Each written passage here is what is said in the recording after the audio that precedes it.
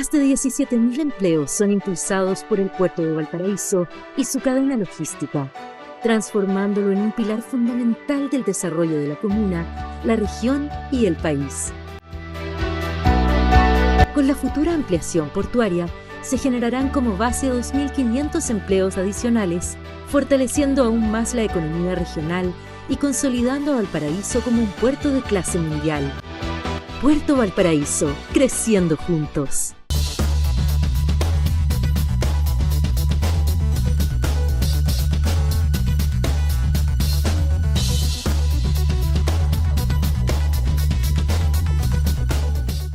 ¿Cómo están ustedes?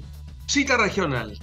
Una cita que hacemos todos los fines de semana en Quinta Visión. Y espero continuar haciéndola por un tiempo largo, si la naturaleza, Dios, el canal y la vida lo permiten. Siempre es entretenido conversar y llegar a su casa con buenos panelistas y poder conversar lo que ha pasado en la semana y lo que se viene. Pero es un gusto presentar. Hoy día tenemos a don Fernando Wilson, profesor de la Facultad de Artes Liberales de la Universidad Adolfo Ibáñez, amigo de esta casa. ¿Cómo está, profesor Wilson?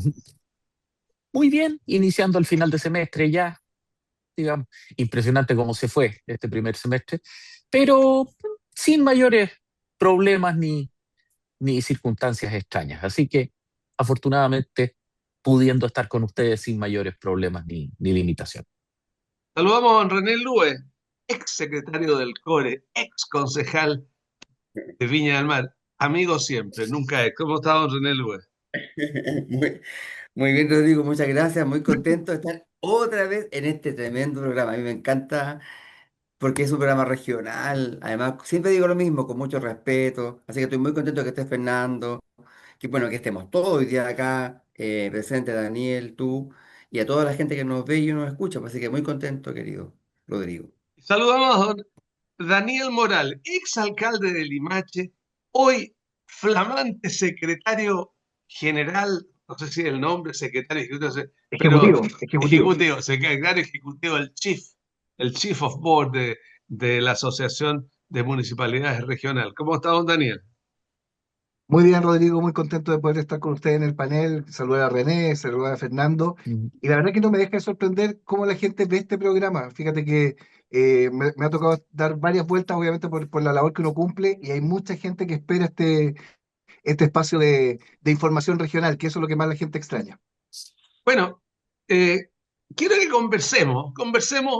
Hay tantas cosas que conversar que quiero que veamos, digamos, desde del el embajador de apellido raro en Israel, Saliasnik, que le salió el Satanásnik de Hermosilla en el medio, desde el tema de la polémica por las deudas del CAE, que me he permitido mirar bien la información. Y aunque el ministro Quiró tiene esa cosa ácida igual a la de su padre, también tiene esa entereza igual a su padre. El tipo no dijo nada más de que si usted se va a endeudar, hay que ocuparse de ver cuál es el mercado que va a tener esa carrera. El tipo no dijo, no estudien las carreras que no están en el mercado. Y le cambiaron el texto, le pusieron un texto, ya, a propósito de que el gobierno le cayó encima a los deudores del CAE.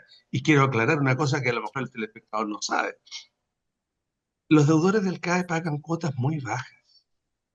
Las cuotas equivalen a un porcentaje, que ese porcentaje, que no me acuerdo si Máximo 10% del sueldo. Máximo 10%. Ese porcentaje solo se pierde si usted no paga.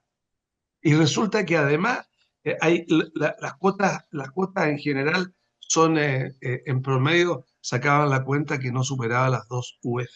Pero igual, 550.000 personas que no cumplieron con sus obligaciones de pago y ahora están reprogramando.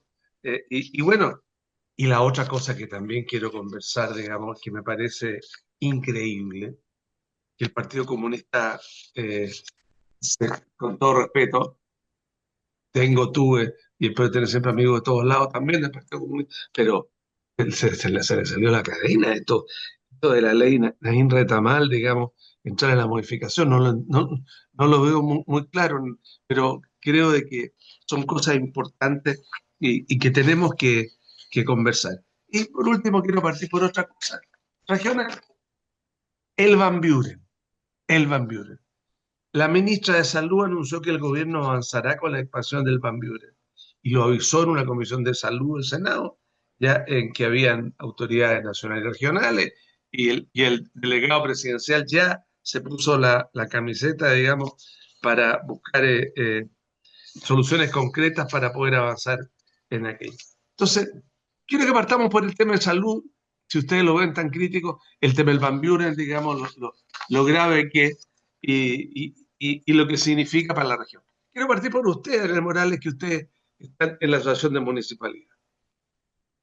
Bueno, claramente el tema del Van Buren es un tema muy sentido por la comunidad, no solo de Valparaíso, sino que es de la región de Valparaíso. Es un hospital que es referente en oncología y en neurología. Por lo tanto, claramente es una infraestructura hospitalaria y un centro de atención hospitalaria que es esencial para la red de salud que tiene la región. Y cuando la ministra de Salud plantea la posibilidad de que se siga avanzando en la ampliación, en la construcción de un nuevo hospital y sobre todo en el desarrollo del master plan del futuro nuevo hospital, creo que es una muy buena noticia para la región de Valparaíso. Ahí es un referente con más de 400 camas, con más de 600 médicos, con más de 800 profesionales. O sea, estamos hablando de una infraestructura de carácter mayor que no es solo una infraestructura hospitalaria, sino que es un centro de atención, que es una noticia que la región de Valparaíso de verdad está esperando hace mucho tiempo. Yo espero de verdad que este espacio donde se reunieron todas las autoridades regionales y también nacionales, de verdad se traduzca en avances concretos y no solo en un anuncio. Normalmente, porque este es el inicio de un camino que es un camino bastante largo. Esto no es, hay que definir dónde va a estar ubicado. Esa primera definición probablemente va a tomar un tiempo, después van a venir los estudios definitivos y la concreción de esos diseños de ingeniería en una obra de infraestructura probablemente va a significar que va a pasar bastante tiempo. Entonces, lo importante sería también que no quede botada la actual infraestructura, que siga teniendo el apoyo y el respaldo financiero y económico que requiere una infraestructura de estas características para que siga atendiendo de buena manera y no que sufra complicaciones como las que terminó sufriendo el año pasado, donde el último trimestre del año muchas atenciones dejaron de desarrollarse por la falta de recursos. Por lo tanto, aquí uno esperaría que esa noticia venga acompañada con, no solo con la voluntad política, sino que con recursos frescos, con un cronograma claro y obviamente con la definición de ese nuevo hospital que la región está esperando. René Luber, los dos con Daniel nos equivocamos, que todos los chilenos nos equivocamos, pero es Van Buren, y no dice el Van Buren, Van Buren. Van Buren, claro. Sí. Yo René Luber. tengo, yo tengo una opinión, bueno, un poquito compleja respecto de este proyecto de Van Buren. Para que nos entendamos, Valparaíso ha perdido, yo la otra vez lo hemos comentado aquí muchas veces, como 7 u 8 hospitales, y hoy día nos queda solamente un privado que es el Red Salud y nos queda un público que es el Van Buren. Todo lo demás se ha construido en la región nuestra. Tenemos hospitales nuevos en varias partes, la mayoría son con 70.000 metros cuadrados y tenemos en el de Valparaíso, el de Viña del Mar, que es el FIQUE, 93.000 metros cuadrados construidos y cuando se construye la segunda parte van a ser 120.000 metros cuadrados en total. Actualmente el Van Buren tiene 28.000 metros cuadrados. Es un hospital absolutamente pequeño. Superado. Y lo que se va a hacer ahora no es un nuevo hospital como todos pensábamos en Valparaíso. Se va a hacer una ampliación, una extensión, para que una parte del hospital que se llama el centro terapéutico se ocupe allá. Los dos terrenos son 10.000 millones de pesos más o menos. Estamos hablando de 4.000 metros cuadrados. En 5 pisos son 20.000 metros cuadrados. En total 48.000 metros cuadrados. O sea, un tercio del frique, cuando esté terminado finalmente completamente. Y estamos hablando de un hospital central para eso. Así que yo creo que de verdad que lo que deberíamos pensar no es, o sea, esto es, hay que hacerlo, todo avance es importante, todo logro que se realice, todo es nuevo espacio que se construya y que se ocupe bien, es bueno para Valparaíso, no tengo ninguna duda. Pero desde el punto de vista contracíclicamente, pensando de una manera distinta a como está empezando hoy día la autoridad de salud, yo creo que el Van Buren debería ser, el que tenemos hoy día, debería ser la gran posta central de Valparaíso, como en Santiago. La gran posta central de Valparaíso. Y el Van Buren, el nuevo Van Buren, en una extensión de unos 10 hectáreas, o no sé, los hospitales, por ejemplo, el biprovincial tuvo 5 hectáreas. Un terreno importante de algún sector importante de Valparaíso, debería ser construido un nuevo hospital, un nuevo Van Buren, con la dinámica de un hospital de alta complejidad, y dejar en la Complejidad. costa central de Valparaíso el ex Van Buren como un hospital secundario. Yo creo que esa es la forma. Si no pensamos en esto, el Van Buren, como digo, va a ser un tercio del Frique, va a mantener su infraestructura de mala calidad, y yo creo que en definitiva hay que hacer algo completamente distinto. Y lamentablemente lo que estamos hoy día viendo es que perdimos 7 hospitales y nos estamos quedando con uno, un tercio de lo que debería ser, y más encima en condiciones bastante todavía precarias. Ahora, yo recuerdo que cuando era niño, que mi padre, yo tenía, era chico, mi padre se operó de urgencia de apendicitis en la clínica española. Había un hospital en la esquina de calle Colón con la Avenida Argentina. Exactamente. Después estaba el hospital de Forme en la esquina de Pedro. El Sermena, Después me el acuerdo, deforme, estaba el hospital el alemán, ferroviario, el alemán. estaba el hospital ferroviario, donde alguna vez me operé de las amígdalas. Entonces, Fernando, es como lo que ha pasado en todas las cosas. El país ha ido decayendo, no hay recursos, se ha ido perdiendo esa tremenda infraestructura hospitalaria que tenía. Fernando Es Wilson. que bueno, es parte de claro, es parte de la decadencia urbana de Valparaíso en términos de la pérdida de servicios asociada a la pérdida de clases medias habitantes de la ciudad.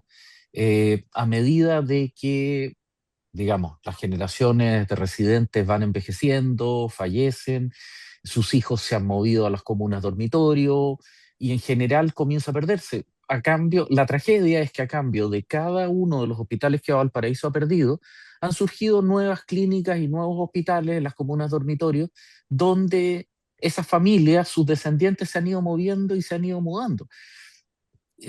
Preservar Valparaíso y recuperar Valparaíso requiere una visión sistémica. Yo en su momento me hice muy impopular porque yo abogaba a favor del mall Barón, básicamente porque generaba empleo, empleo que le permitía a gente de clase media permanecer en Valparaíso, vivir allá, y esa gente generaba comercio, generaba demanda por establecimientos educacionales, establecimientos de salud, etcétera. Una ciudad viva.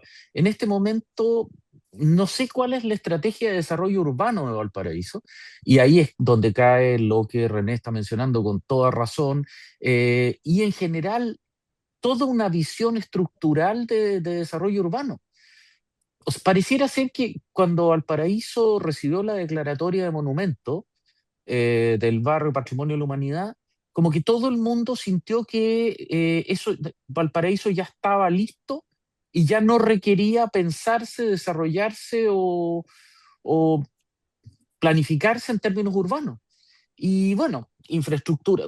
Todas las infraestructuras, lo que René menciona respecto al Van Buren, no solamente lo comparto plenamente, sino que es la matriz de todo lo que se hace en Valparaíso, un parche. Y lo barato sale caro y finalmente nos vamos a encontrar con que se van a gastar decenas de miles de millones de pesos en un programa, en un hospital que va a estar superado o que va a estar mostrando limitaciones a los 2 meses. Seamos sinceros, en este minuto el Van Buren ni siquiera puede usar toda su infraestructura por problemas financieros. Acuérdense hace 2 años atrás cuando se tuvieron que cerrar la mitad de los quirófanos Claro, porque no había... sí.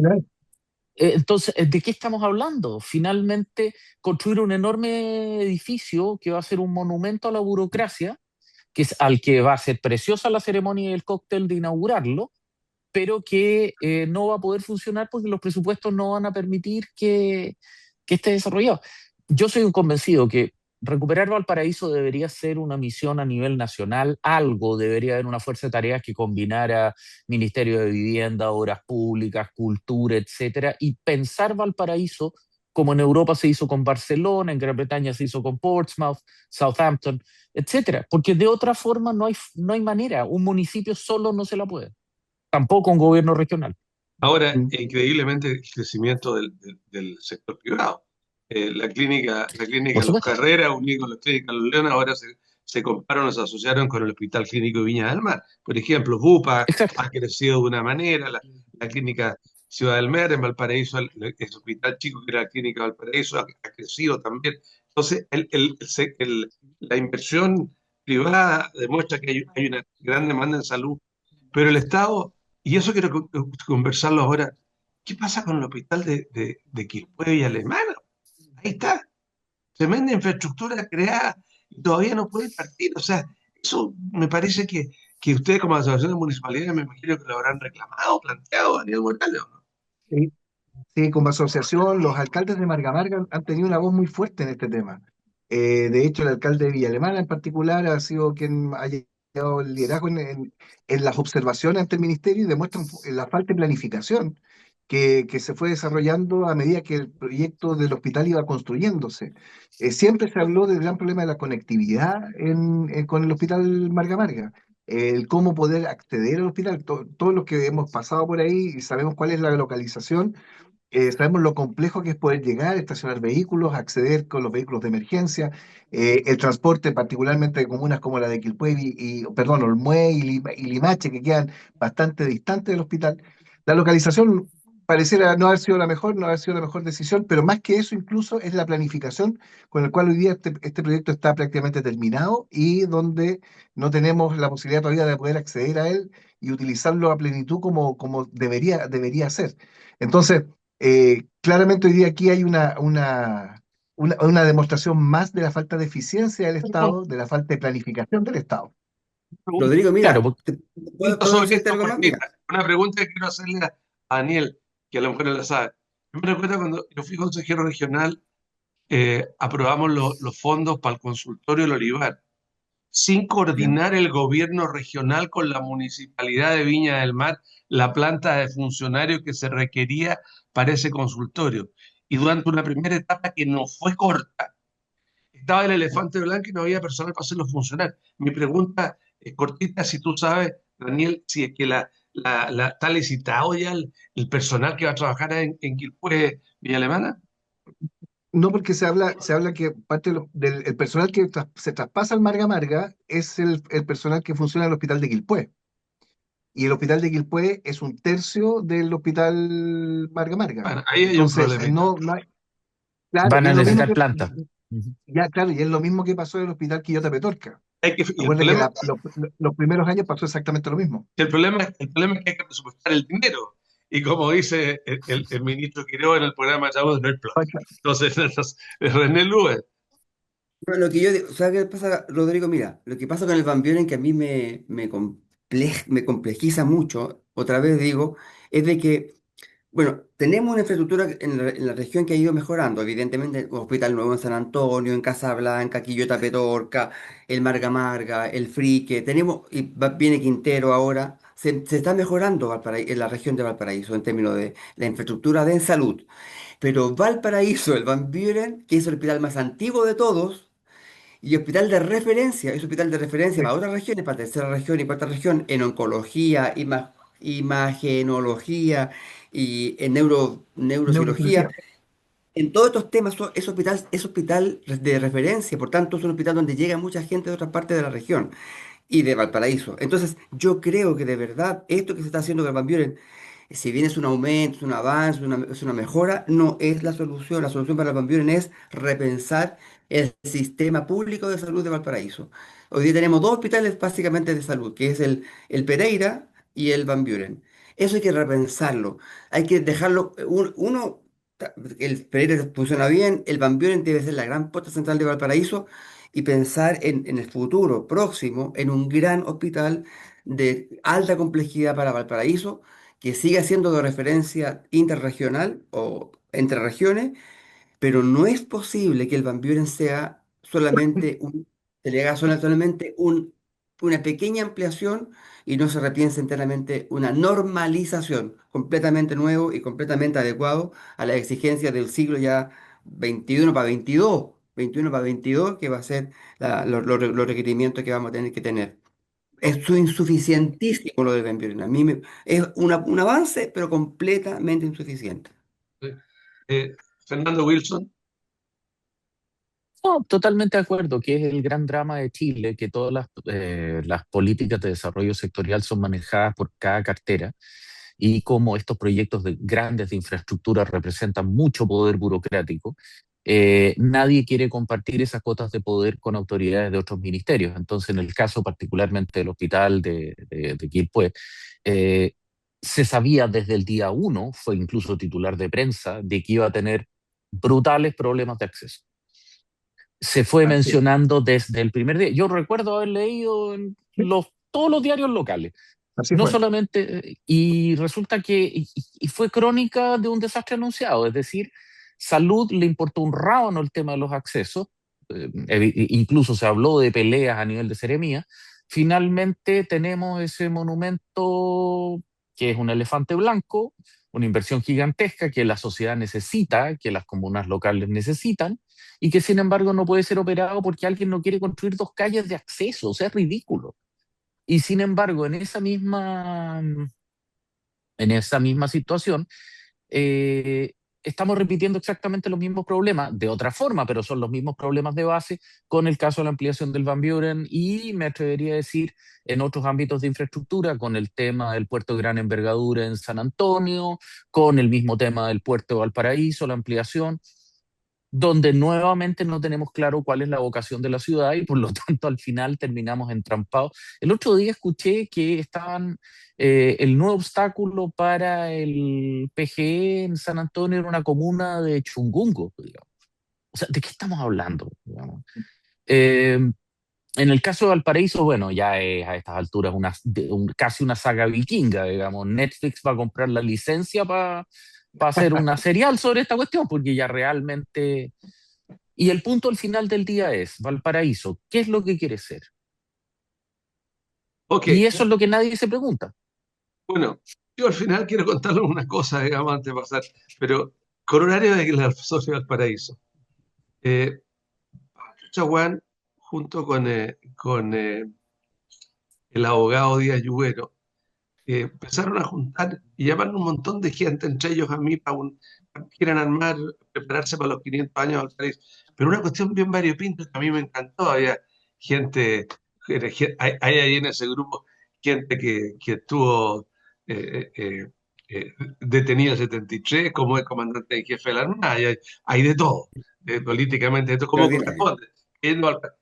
Pero Por supuesto. para hacerlo más sabroso, ellos invitaron a la reunión inaugural en una cuestión muy bonita que hizo el cónsul de Austria frente a la iglesia de la Matriz, a las 6 de la tarde de un día de semana, oscuro. Y de los ciento y tantos que somos, las excusas empezaron a llover y llegamos menos de 40, 30 y tantos, digamos, con un poquitito de susto, digamos, ya salimos como a las 9:30, pero es muy, muy sabroso el concepto, digamos, de que se ha transformado y eso hay que cambiar la mentalidad y pensar en un nuevo país. Y felicitaciones al cónsul de Austria que va a entrevistar este fin de semana a un arquitecto por un edificio refaccionado, ahí como le puse yo en un artículo en Mercurio, frente al mismo lugar donde el padre Pepo y el cura Bravo hicieron carne la caridad cristiana, en ese mismo lugar, Tremendo. es simbólico, muy bonito. Vayamos a una pausa, en la segunda parte, a ver si se sacan los ojos. Quiero conversar sobre la ley Naín Retamal, quiero conversar sobre el senador Cusano, porque al parecer entonces resulta que es verdad o no es verdad, parece que es verdad. Esta cosa de que le meten mano en la caja a los parlamentarios. Vamos a una pausa, la pausa es breve y ahora.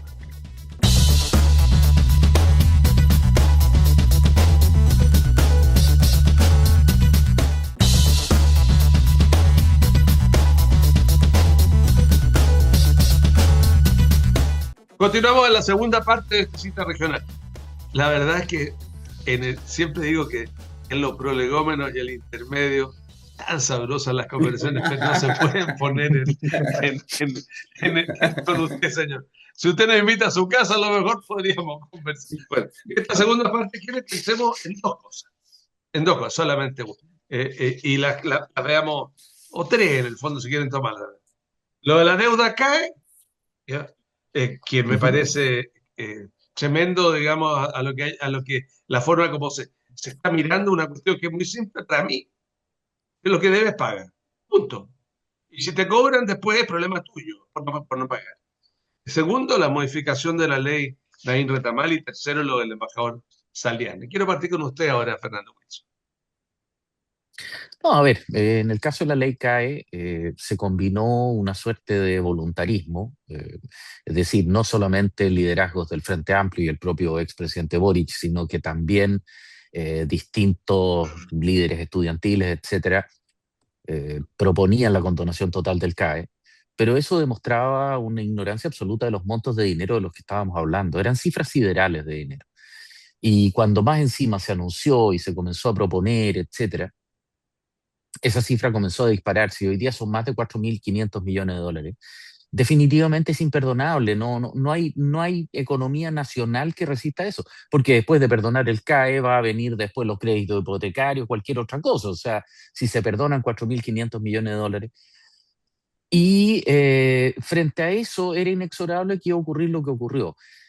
Si nadie tuvo la mínima condición de darse cuenta de que si el gobierno de Boric no era capaz de proponer una visión coherente de condonación del CAE durante 4 años, pese a perseguir y tratar de cuadrar el círculo a través de múltiples formas, pretender seguir manteniendo eso en un gobierno de signo totalmente opuesto era una quimera. Y cuando más encima comienzan los embargos de cuenta corriente, es importante recordar que la ley de cobranza de cumplimiento tributario también fue aprobada bajo el gobierno Boric. Es decir, esto es un error de dimensiones colosales y que finalmente nos lleva a tener que reflexionar sobre el sentido del uso que tiene la institucionalidad. Eh, si se comprometen a un Pero pago, Fernando, no se... perdona, pero resulta ¿Mm? que se está llevando esta discusión a una cosa muy simple, o sea, que es muy delicada. Eh, a pobrecito el que está debiendo, que le quitaron sus platas, digamos, de la cuenta corriente, por ejemplo. Una. Ujú. Mucha parte de la discusión es, momentito, a usted los sueldos son inembargables, al tipo le depositaron el sueldo completo, digamos, no le pueden sacar el sueldo completo. eh, es- pero nadie va al fondo del asunto, el concepto ¿Es de defraudación? pagar lo que se debe. Sí, exacto. Y ahí tenemos un segundo punto, que es que no se está embargando el sueldo. Aquí lo que está haciendo el Estado es cobrar una garantía. Acordémonos que la deuda era con el banco y el Estado es el aval. Por lo tanto, técnicamente, el Estado no está incautando el sueldo, está incautando el saldo de la cuenta corriente, que es una cosa distinta. Y a corto andar van a comenzar los remates de bienes inmuebles, automóviles, etcétera. Porque hay o sea, cuando uno ve en redes gente que se supone que es profesional, hay algunos abogados dando vuelta por ahí por distintas redes sociales, diciendo, no, no te preocupes si no te lo van a cobrar. Hace 10 días atrás, justo antes de que salieran las cobranzas. Es decir, tenemos una cantidad de gente que prefiere creer a chantas de redes sociales o a lo que prometieron liderazgos políticos que todo indicaba que no iban a poder, porque acordémonos que también en la campaña del expresidente Boric se prometió gratuidad total al transporte público, en buses eléctricos. Entonces, si es que se decide Ok. apostar el futuro económico personal a una quimera, bueno, quizás es la forma más dura, pero más práctica de educación financiera que la sociedad chilena puede tener. Como usted decía hace un minuto atrás, lo que se debe se paga, y si no te lo cobran. René Lugar. A ver, este es un tema re complejo, pero mira, yo creo que hay dos cosas que pueden ser ciertas al mismo tiempo. Primero, o sea, que las deudas deben pagarse, obviamente, y que el Estado tiene la obligación de resguardar los recursos públicos.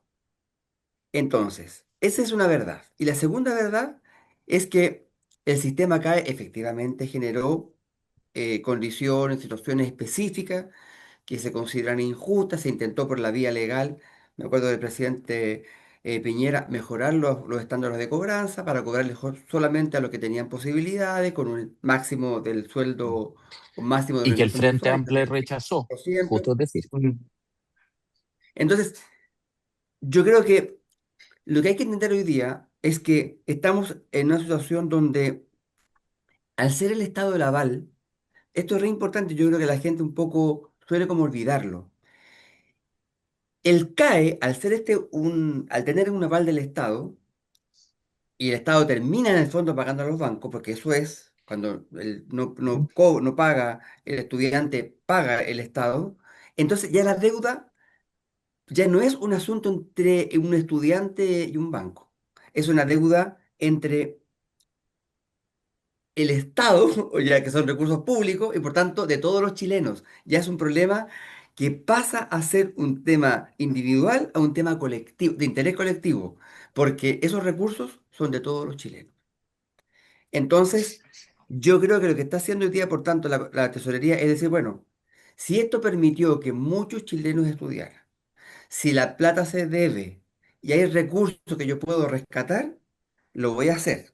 Y yo creo que tiene todas las herramientas legales para hacerlo. Yo creo que no está en duda aquello. Pero hoy día, lo que yo creo que el esfuerzo que hay que hacer es un poco lo que decía el ministro Quirós, que luego de una pésima, yo diría, un mal incentivo, un incentivo perverso del gobierno anterior que decía no paguen, esto viene, se va a eliminar la deuda, finalmente mucha gente no pagó, parlamentarios no pagaron, parlamentarios no pagaban. Por favor, el Lo- fiscal El nacional. Fiscal fiscal, el nacional. fiscal- el fiscal nacional no pagó, no había pagado. Había un incentivo perverso del gobierno para decir no paguen. Entonces hoy día lo que dice el ministro Quiroz es adecuado a todos aquellos que ganan sueldos sobre, creo que dice 3 millones de pesos, 3 millones y tienen medio. que cobrárseles. Esto no puede no cobrarse.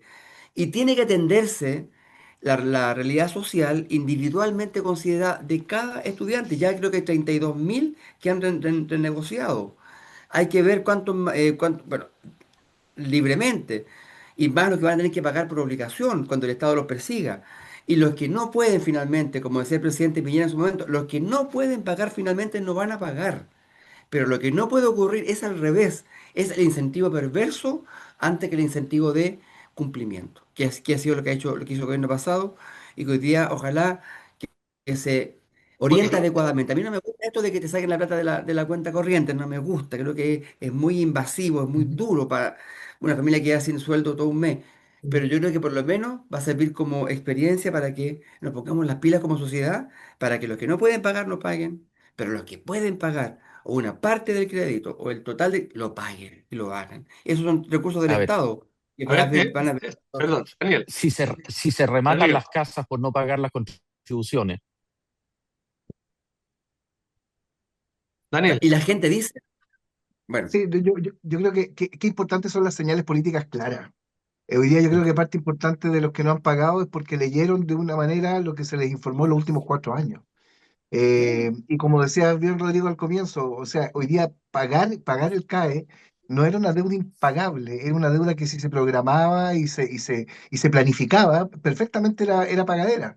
El gran problema era que las señales políticas que se estaban dando iban por un camino distinto. Apuntaban al concepto de la gratuidad total, apuntaba a que nadie se hiciera cargo y como que teníamos un Estado tan rico que era capaz de solventar y asumir todos los costos. Y hoy día lo que nos estamos dando cuenta es que el Estado necesita recursos, necesita resarcirse de aquellas cosas, de aquellos montos que entregó como un aval o como respaldo de los créditos, y por lo tanto hoy día eso tiene que volver a las arcas fiscales a ser dinero público.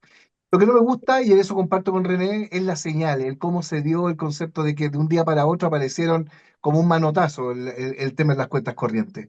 Pero claramente aquí hay que volver a recomponer aquellas cosas, aquellos elementos que nos hicieron un país distinto, cuando el compromiso se cumplía con solo darse la mano, cuando tu palabra valía, porque habían claro, personas que tenían honor. Bueno, las deudas también se tienen que pagar y en este concepto, obviamente, el tema de las deudas del CAE tienen que asumirse por parte de quienes hoy día las están debiendo y tienen que entender que va a haber una voluntad política que las va a perseguir. Y en esa lógica creo que es una señal muy clara la que está dando la actual administración. Lo que no me gusta Ujú. es el último comentario que hizo el ministro Quiró, y que tú lo comentaste, Rodrigo, al comienzo, cuando él dice, si se van a endeudar, endeúdense en aquellas carreras que sean remuneradas y rentables. claro. Esa señal a mí no me gusta. Y no me gusta porque yo no estudié algo pensando en que si me iba a ser millonario o no. Lo estudié porque me gustaba, porque Eso tenía la sí estoy de acuerdo. vocación y porque en el fondo entiendo y me preparó para la vida. Y al final creo que esos conocimientos hoy día me han permitido estar en distintas partes. Si no, todos pensarían ser, no sé, po, ingenieros de Harvard o de alguna universidad europea, no tengo idea.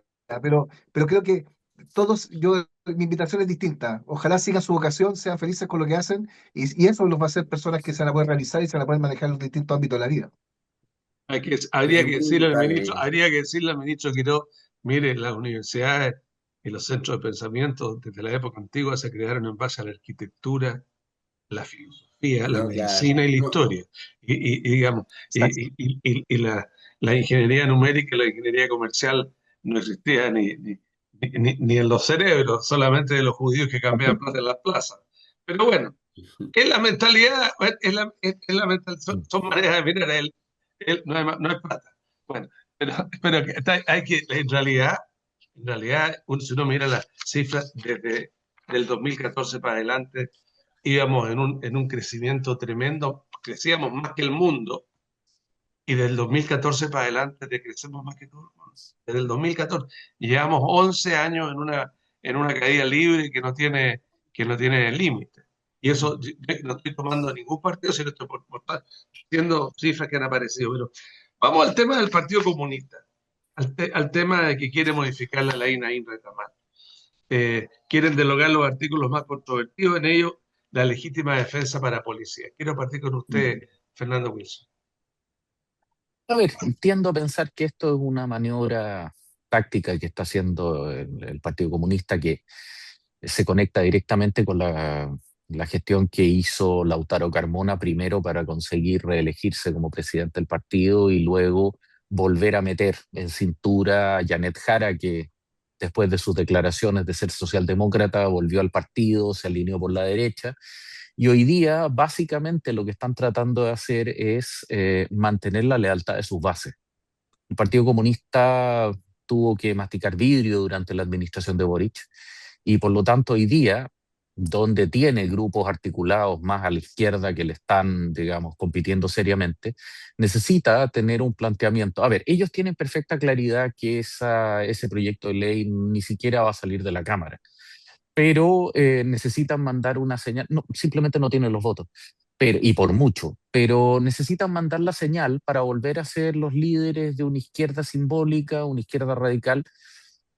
Tiendo a pensar que hay muchos en el PC tras la muerte de Tellier que añoran los años de Gladys Marín y de ser el PC extrasistémico que mantenía la llama encendida de la revolución, etcétera. Y dentro de esa situación los veo alineándose cada vez más a la izquierda, perdiendo contacto con lo que podríamos llamar como una propuesta política viable. Y el gran fondo de esto es que, bueno, ya se dice a nivel de análisis político, pero la izquierda en este momento no tiene proyecto.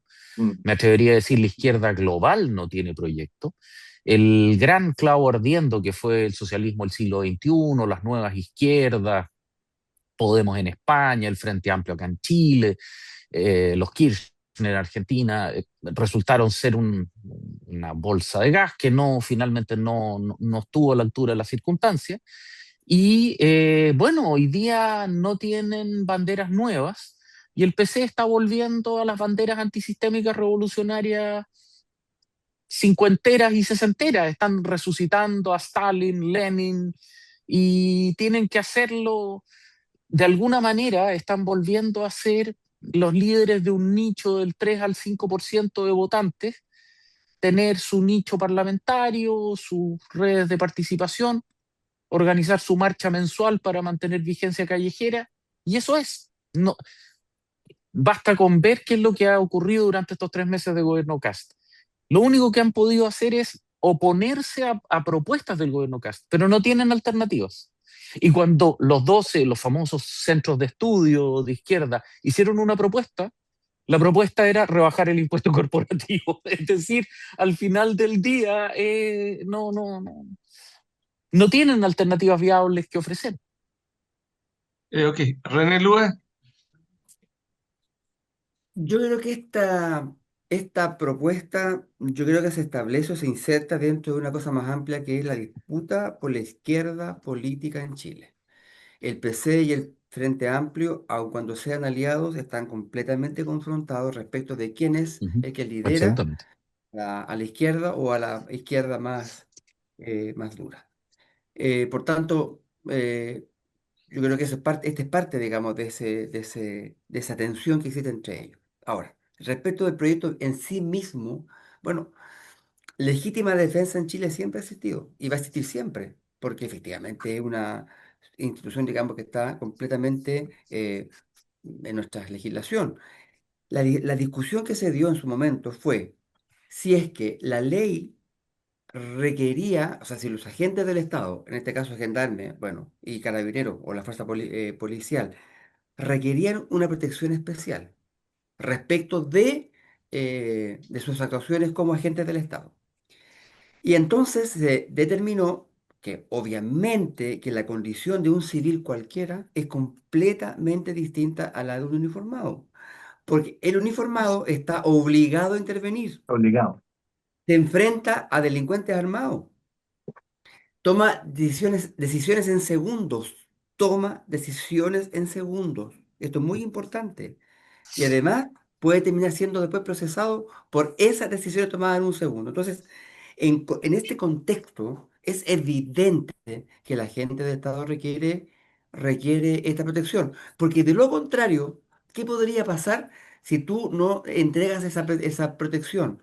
Finalmente, se pueden relajar, deciden no intervenir o intervienen de una forma distinta. Finalmente, para no tener líos, digamos, después con la justicia, o intervienen tardíamente, en fin.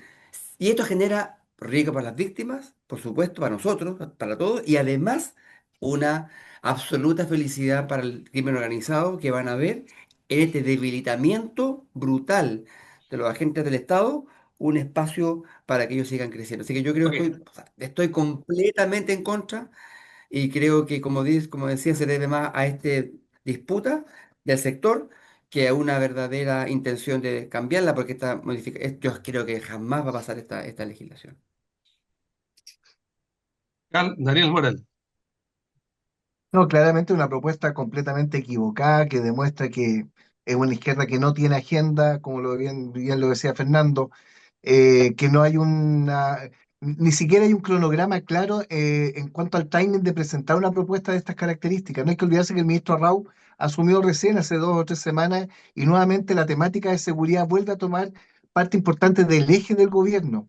Y claramente aquí lo que se está poniendo en comparación es qué haría la izquierda si fuera gobierno y qué hace la derecha si es gobierno, al ejercer el gobierno. Y lo que la izquierda haría sería debilitar a Carabineros con este tipo de propuestas y con este tipo de iniciativas legislativas.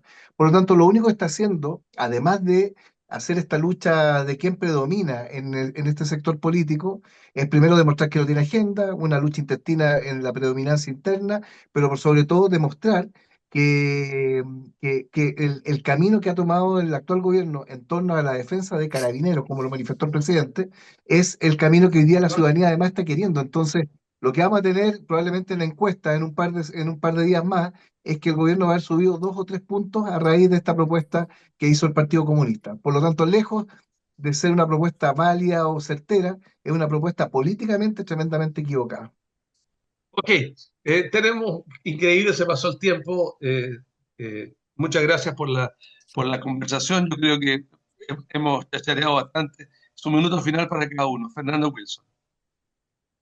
No, solamente agradecer la invitación nuevamente y reiterar que insistir en el argumento de que Chile tiene que recuperar la visión de Estado y la visión de respeto institucional. Este concepto de que el vivo es el que no paga, el que estafa, el que engaña, claramente no puede continuar y ojalá que, digamos, la tragedia que está viviendo una serie de personas por causa del CAE sirva de ejemplo para pagar tantos otros compromisos.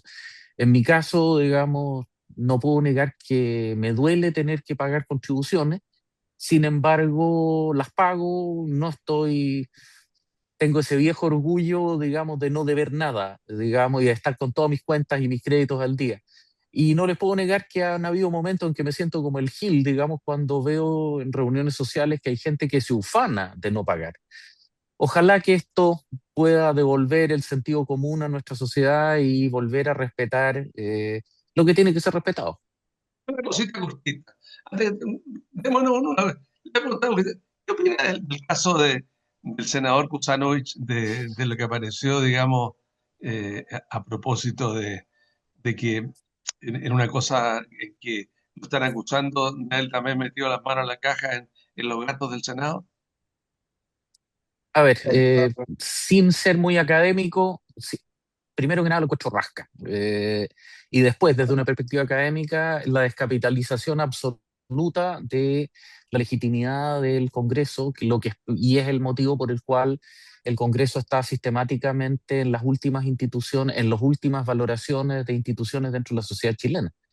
De alguna manera, los parlamentarios muchas veces acerruchan la rama en la que están sentados, no dándose cuenta que por robarse un par de cientos de miles o 1,5 millones de pesos, están comprometiendo la legitimidad general. Ahora, en el caso del senador Kuzanovich, él mismo ya con todo entusiasmo se había presentado como o sea, había ofrecido su voto a la venta en el Senado, o sea, algo más, desde Cicerón que nos vienen advirtiendo, o sea, incluso más desde Hesíodo se nos viene advirtiendo que eso es el inicio del final de una institución. Ok. ¿Qué más puedo decir? René Luez, Bueno, voy a ocupar mi tiempo final justamente para hablar este tema. Yo creo que es súper importante lo que tú planteas, Rodrigo, porque lo que pasó con el Congreso en general, estamos hablando del Senado y la Cámara de Diputados, con este cobro que se hacen o que se harían eventualmente a sus trabajadores, deja entrever un problema de fondo. ¿Estará realmente este sistema completamente generalizado? ¿Cuántos parlamentarios más lo han hecho, lo hacen o lo harán en el futuro, si tienen esta posibilidad de hacerlo? Una cosa que es horrorosa desde el punto de vista político, público. A mí me parece tremendo que se estafe a la, digamos, a la conciencia ética de la gente y a la confianza también de la comunidad.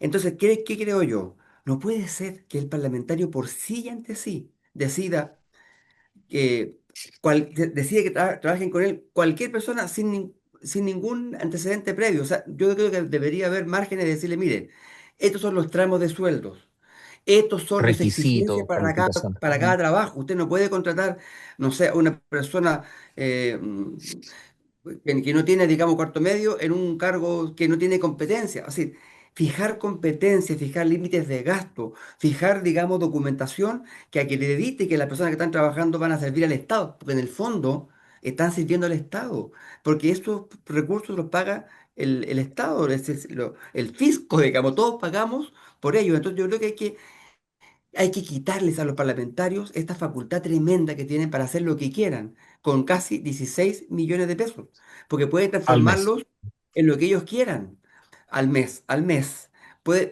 de gasto, independiente del solamente sueldo, de ¿ah? gasto, no estamos hablando de la Independiente verdad, del sueldo. claro, 16 millones de Así gasto. que yo creo que tiene que ser, así. Esta cosa ya hay que operar, hay que meterse más en el Congreso y trabajar un sistema que no permita o que al menos dificulte que esto ocurra. Daniel Morales, Sí, yo quiero aprovechar mi minuto final para dos cositas. Uno, eh, decir que me pone muy contento que una obra que nosotros dejamos muy avanzada cuando me tocó ser alcalde, que fue el Polideportivo en Limache, hoy día ya tiene más de un 98% de ejecución. Y lo digo con harto orgullo porque eso va a subir el estándar del deporte y la práctica del deporte en nuestra comuna. Así que como limachino, de verdad que me siento muy orgulloso de esa obra que iniciamos y que hoy día la actual administración va a entregar y va a terminar.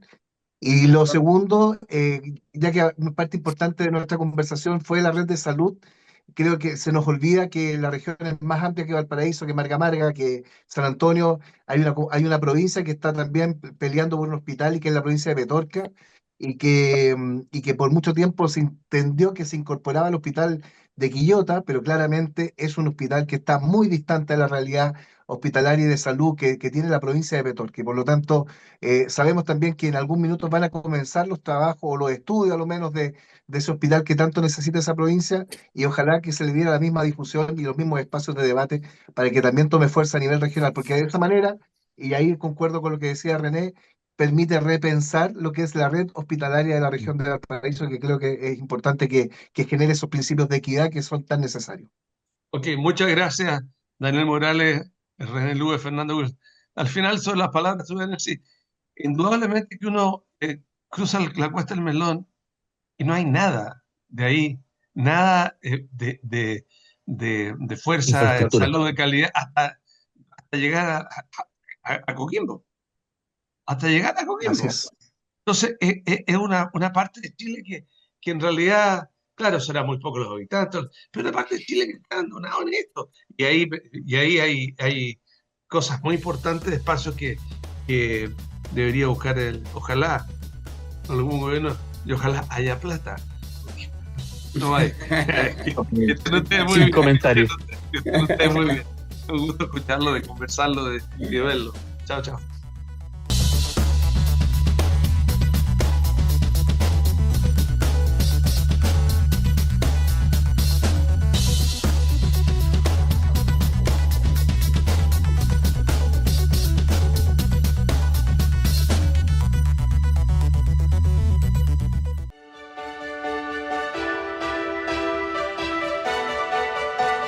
Más de 17.000 empleos son impulsados por el puerto de Valparaíso y su cadena logística, transformándolo en un pilar fundamental del desarrollo de la comuna, la región y el país.